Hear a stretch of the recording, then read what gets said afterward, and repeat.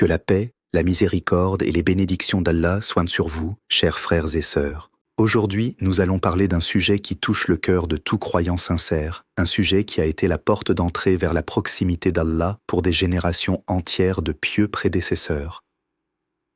Comment prier Tahajjud, la prière nocturne, de la manière la plus correcte et la plus agréée par Allah? On me demande souvent, comment dois-je faire pour me lever la nuit et prier comme le faisait le prophète, paix et bénédiction sur lui? C'est une question magnifique, car elle montre un désir sincère de se rapprocher d'Allah, et je vais y répondre avec tout le détail nécessaire, en m'appuyant uniquement sur le Coran, la Sunna authentique et la compréhension des savants reconnus de notre communauté. Avant d'entrer dans les détails pratiques, je voudrais que vous compreniez pourquoi cette prière occupe une place si particulière dans l'islam. Allah dit dans le Coran, dans la sourate Al-Isra, verset 79, qu'une partie de la nuit soit consacrée à une prière surérogatoire afin qu'Allah élève le croyant à une position louée. Ce mot, Makaman Mahmoudan, une position louée, désigne selon la majorité des exégètes la position d'intercession que notre prophète, paix et bénédiction sur lui, occupera le jour du jugement, celle où il intercédera pour l'humanité entière lorsque tous les autres prophètes se déroberont. Réfléchissez à cela.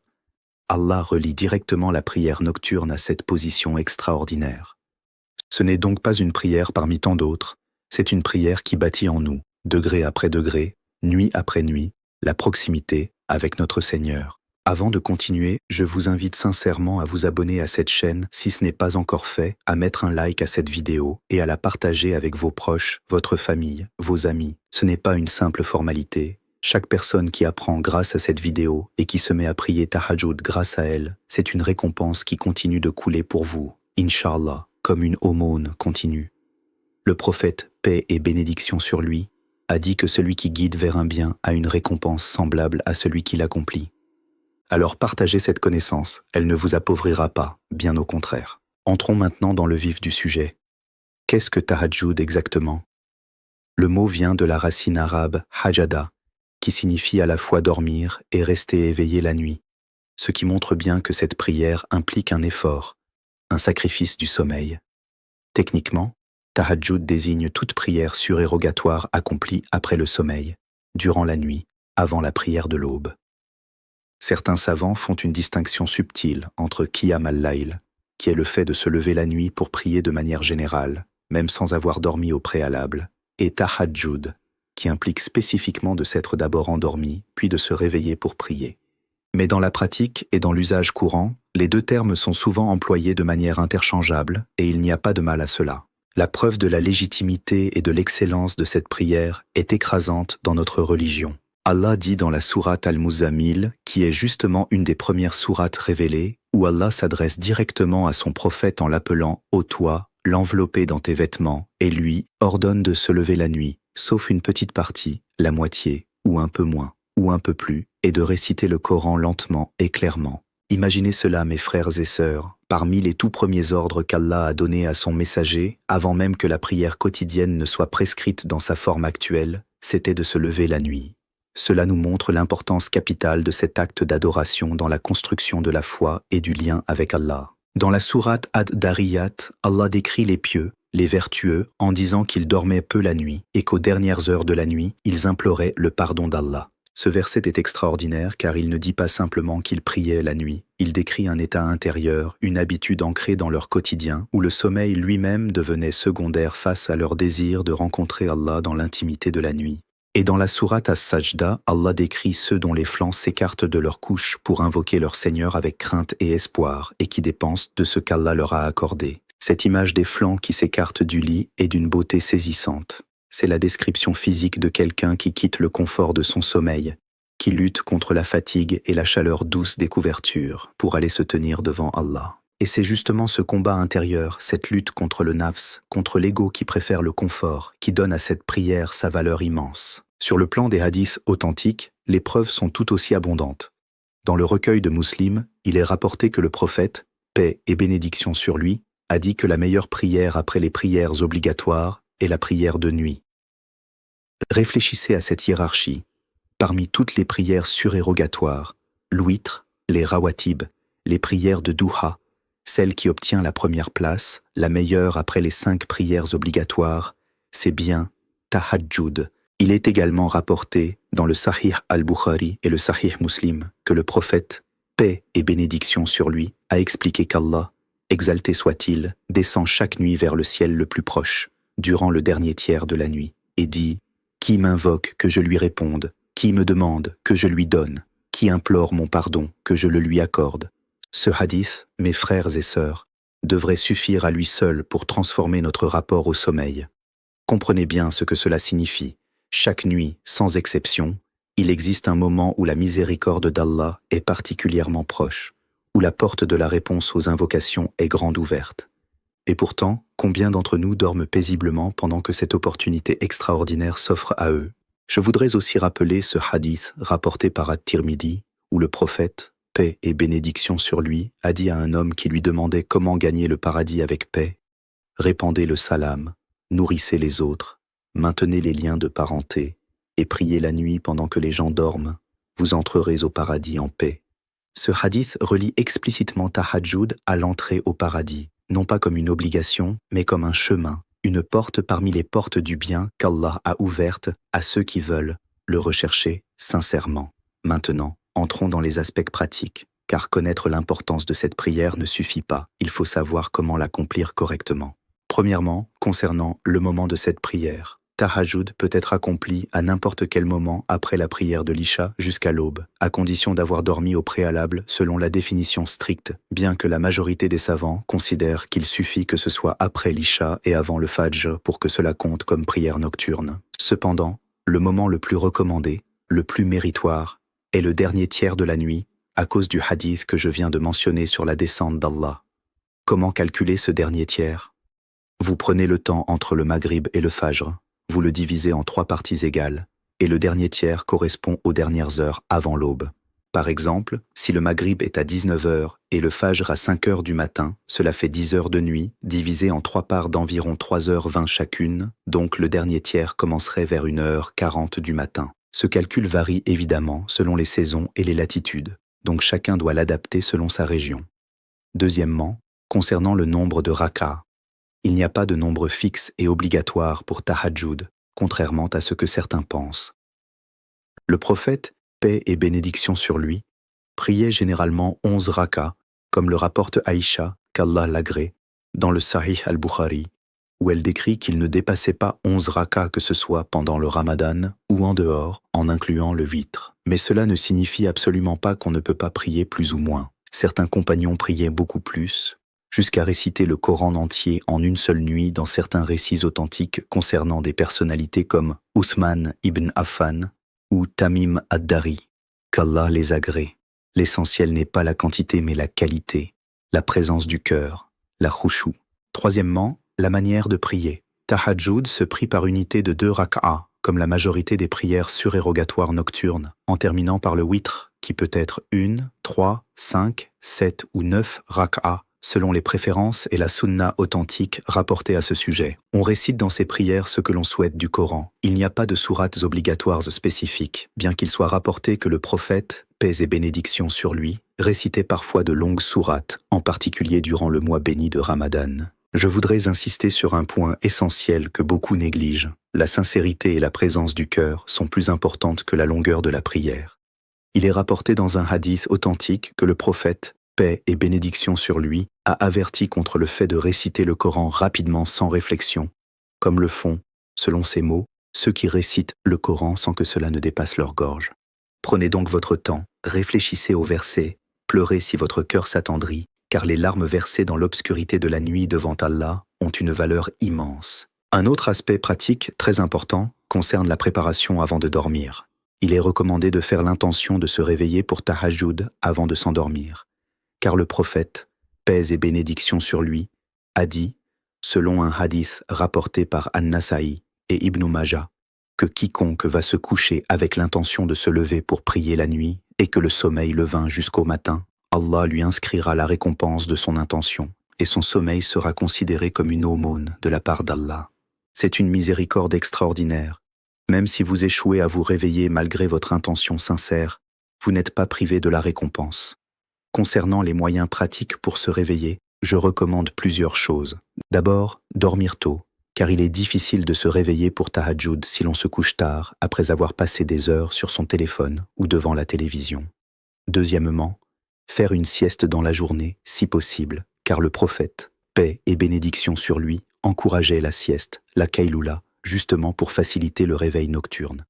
Troisièmement, utiliser un réveil, mais avec l'intention sincère de se lever réellement et non simplement de l'éteindre pour se rendormir. Quatrièmement, invoquer Allah avant de dormir avec les invocations authentiques rapportées du prophète, paix et bénédiction sur lui, en lui demandant l'aide pour se réveiller, car sans l'aide d'Allah, aucun effort humain ne suffit.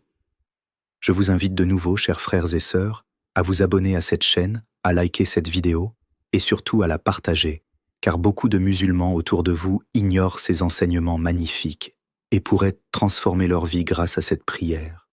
Approfondissons maintenant davantage ce sujet, car il y a des dimensions supplémentaires que je souhaite aborder avec vous, notamment concernant les bienfaits spirituels, psychologiques, et même ce que la science moderne commence à confirmer à propos de ces enseignements prophétiques vieux de 14 siècles.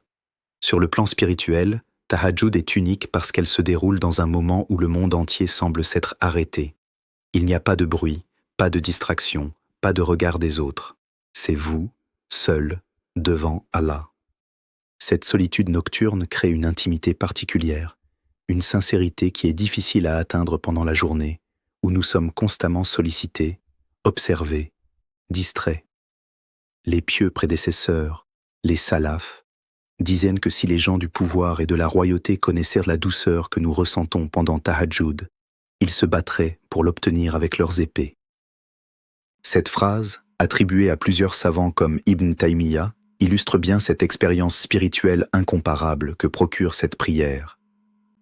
Sur le plan psychologique, de nombreuses études modernes ont montré les bienfaits de la méditation nocturne, de la solitude contemplative, sur la réduction du stress et de l'anxiété, sur l'amélioration de la clarté mentale et de la prise de décision. Bien que nous ne basions jamais notre pratique religieuse sur des études scientifiques qui changent et évoluent constamment, il est intéressant de noter que ce qu'Allah nous a prescrit il y a 14 siècles trouve aujourd'hui des échos dans la compréhension moderne du bien-être mental.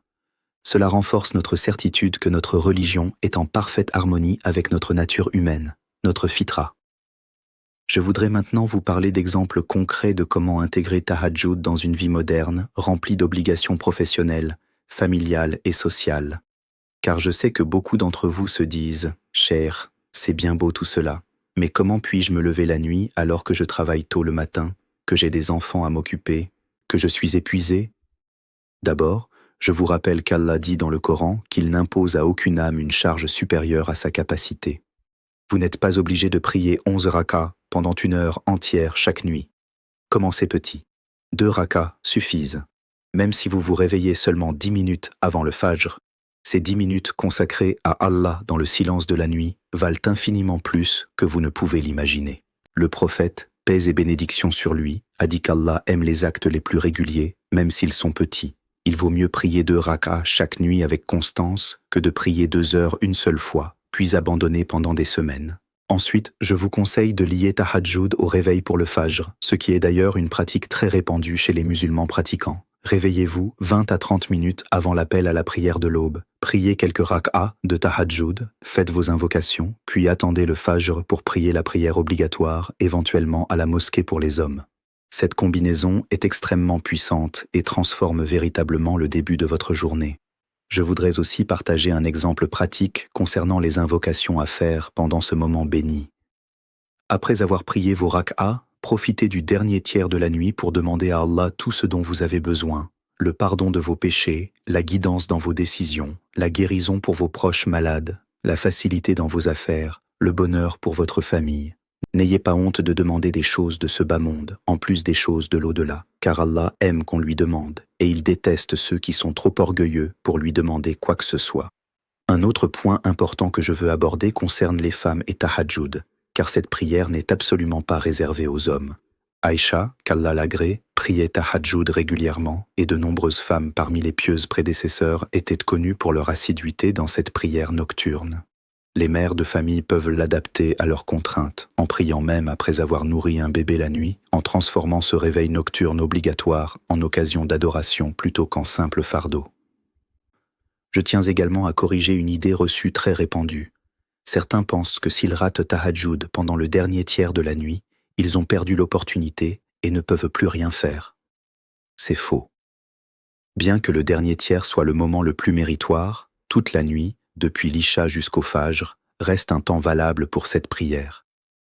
Si vous ne pouvez vraiment pas vous réveiller tard dans la nuit à cause de contraintes professionnelles, vous pouvez prier Tahajjud juste après l'Isha, avant de dormir, et cela reste parfaitement valide et récompensé, même si le mérite du dernier tiers est plus grand. Je voudrais aussi mentionner un point de jurisprudence important concernant le witr. Le witr doit être la dernière prière de la nuit, comme l'a enseigné le prophète, paix et bénédiction sur lui, en disant « Faites du witr votre dernière prière de la nuit ». Donc si vous savez que vous allez vous réveiller pour Tahajjud, il est préférable de retarder le witr jusqu'après vos prières nocturnes plutôt que de le prier juste après l'Isha. Mais si vous n'êtes pas sûr de vous réveiller, alors priez le witr avant de dormir, pour ne pas risquer de le manquer complètement, car il vaut mieux le faire avec certitude tôt que de risquer de le perdre en pariant sur un réveil incertain. Permettez-moi maintenant de vous raconter comment les compagnons du prophète, paix et bénédiction sur lui, vivaient cette prière, car leurs exemples sont une source d'inspiration incroyable. Omar ibn al-Khattab, qu'Allah l'agrée, était connu pour pleurer abondamment pendant ses prières nocturnes, au point que ses larmes creusaient des sillons sur son visage. Abu Bakr, qu'Allah l'agrée, priait à voix basse par crainte et humilité, tandis qu'Omar priait parfois à voix plus haute par force et conviction, et le prophète, paix et bénédiction sur lui, approuvait les deux approches selon la personnalité de chacun. Il est aussi rapporté que certains des salafs considéraient que rater la prière de nuit était une perte plus grande que de rater une opportunité mondaine importante, car ils comprenaient la valeur réelle de ce moment d'intimité avec Allah, un moment que rien dans ce bas monde ne peut égaler. Je veux maintenant aborder un point que beaucoup négligent, le lien entre Tahajjud et la sincérité, le ikhlas.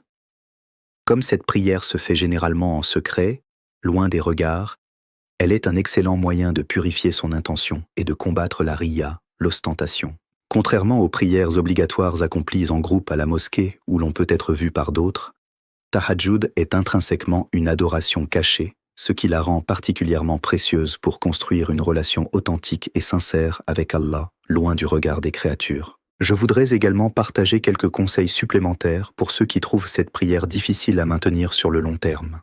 Premièrement, entourez-vous de bonne compagnie, des gens qui vous encouragent dans votre pratique religieuse plutôt que de vous en détourner. Deuxièmement, évitez de trop manger avant de dormir, car un estomac plein rend le réveil difficile et alourdit le corps. Troisièmement, évitez les péchés pendant la journée, car les péchés obscurcissent le cœur et rendent l'adoration nocturne plus difficile.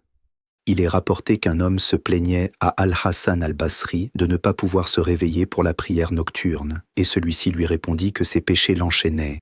Quatrièmement, faites beaucoup d'invocations pendant la journée pour qu'Allah vous facilite le réveil nocturne, car c'est lui qui contrôle nos cœurs et nos capacités.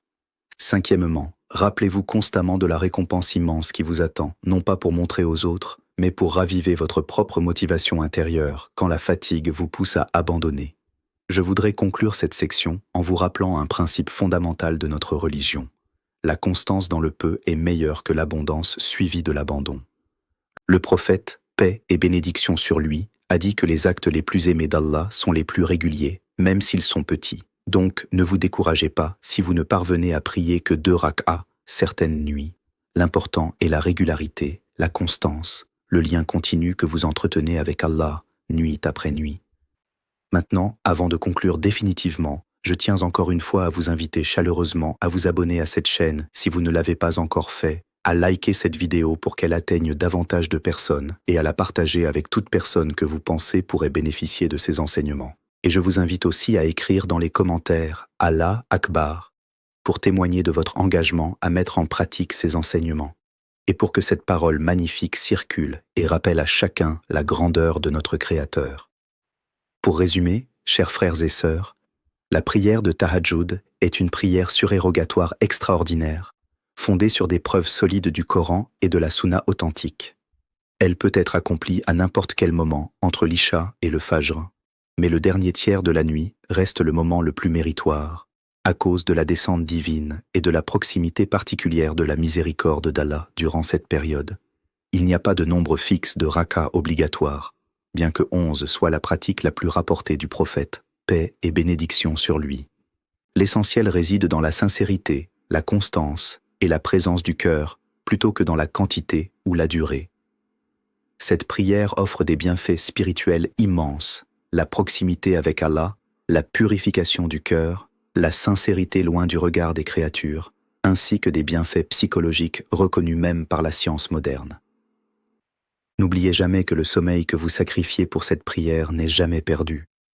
Allah le compense au centuple, que ce soit par la paix intérieure, la baraka dans votre temps, ou simplement la satisfaction du cœur que ressent celui qui sait qu'il a une relation privilégiée avec son Seigneur, loin des regards du monde.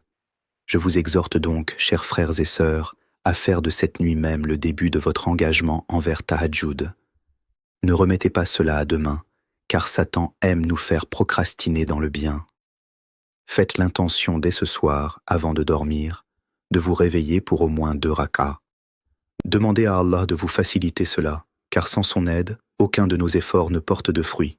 Rappelez-vous des paroles d'Allah dans la sourate Al-Isra, où il promet d'élever à une position louée celui qui consacre une partie de sa nuit à le prier. Rappelez-vous de la descente divine chaque nuit, de cette invitation ouverte à demander, à implorer le pardon, à recevoir. Ne laissez pas cette opportunité vous échapper nuit après nuit. Qu'Allah nous facilite à tous l'accomplissement de cette prière magnifique, qu'il purifie nos cœurs, qu'il nous accorde la constance dans l'adoration et qu'il nous élève, ainsi que vous tous qui regardez cette vidéo, à cette position louée promise à ceux qui se lèvent en la nuit pour le rechercher. N'oubliez pas de vous abonner, de liker cette vidéo, de la partager largement et d'écrire « Allah Akbar » dans les commentaires pour proclamer la grandeur de notre Seigneur. Qu'Allah vous bénisse tous et à très bientôt pour une nouvelle vidéo, Inch'Allah.